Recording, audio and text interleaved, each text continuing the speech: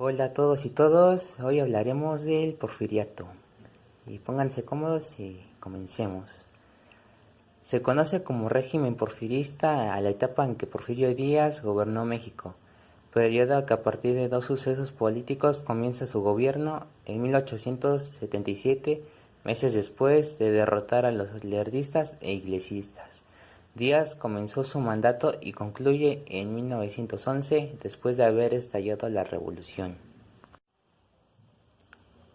Tras la muerte de Maximiliano de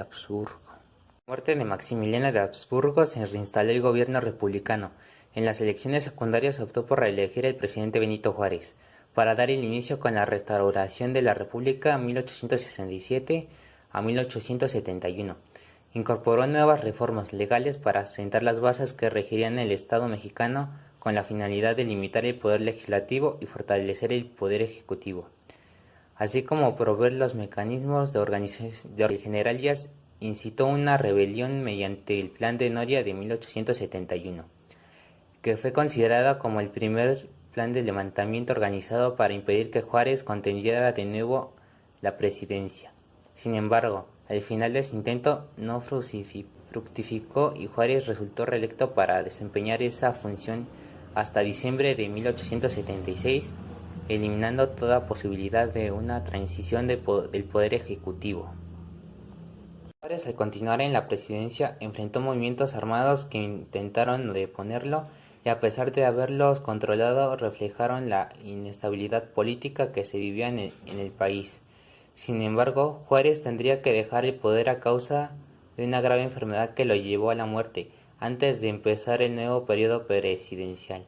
Por eso fue necesario convocar a las elecciones extraordinarias en el año 1872. En este año se presentó las elecciones Sebastián Lerdo de Tejada, pero esta vez fue derrotado por Díaz a través del Plan de Tuxtepec, y así asumió la presidencia interina de 1876. Otorgar la legitimidad y legalidad del régimen, aparentando respetar la Constitución y lograr el reconocimiento internacional.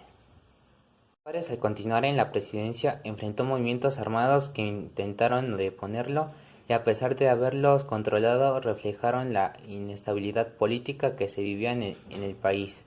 Sin embargo, Juárez tendría que dejar el poder a causa de una grave enfermedad que lo llevó a la muerte antes de empezar el nuevo periodo presidencial. Por eso fue necesario convocar a las elecciones extraordinarias en el año 1872. En este año se presentó las elecciones Sebastián Lerdo de Tejada, pero esta vez fue derrotado por Díaz a través del Plan de Tuxtepec, y así asumió la presidencia interina de 1876. Los retos de Porfirio Díaz eran unificar y cohesionar las fuerzas políticas y regionales, otorgar la legitimidad y legalidad del régimen, aparentando respetar la Constitución y lograr el reconocimiento internacional. Durante el porfiriato, el sistema capitalista se desarrolló con rapidez y estimuló el crecimiento de la economía del país.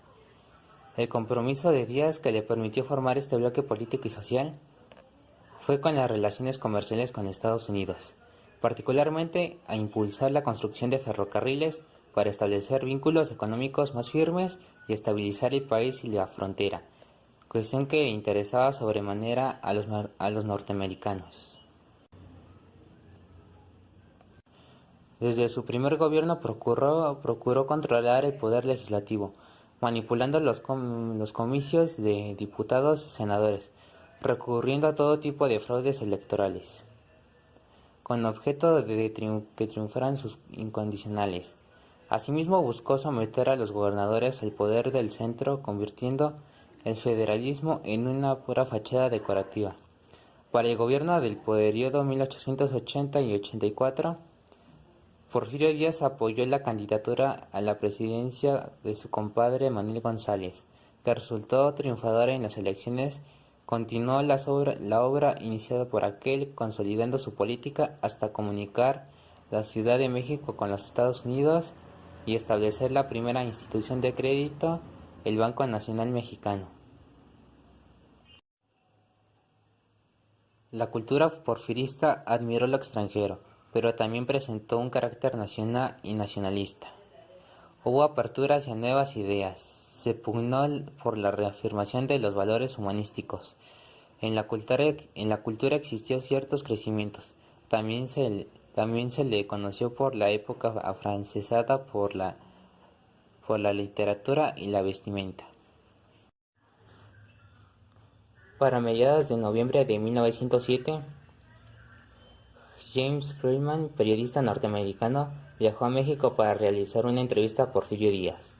Krillman traía consigo una carta de presentación del presidente de los Estados Unidos, Theodore Roosevelt, en el que le inquiría a Díaz si pensaba reelegirse y sobre las inversiones extranjeras en México. La entrevista tuvo amplia difusión ante la prensa norteamericana como en la mexicana, debido a que Díaz dejó entrever que se retiraría del poder para dar paso a elecciones liberales, pero llegado el momento volvió a reelegirse. De esta manera, entre el 8 y 9 de mayo de 1911, los revolucionarios tomaron Ciudad de Juárez y para el 21 de mayo se firmaron los Tratados de Ciudad Juárez, en el que Porfirio Díaz se comprometía a renunciar al cargo. Finalmente se originó la transición del poder, que fue motivada mediante el levantamiento de la lucha armada, sucesos que dieron al siguiente proceso histórico conocido como la Revolución Mexicana. Porfirio Díaz partió hacia París, lugar donde pasó sus últimos años y donde actualmente se encuentran sus restos.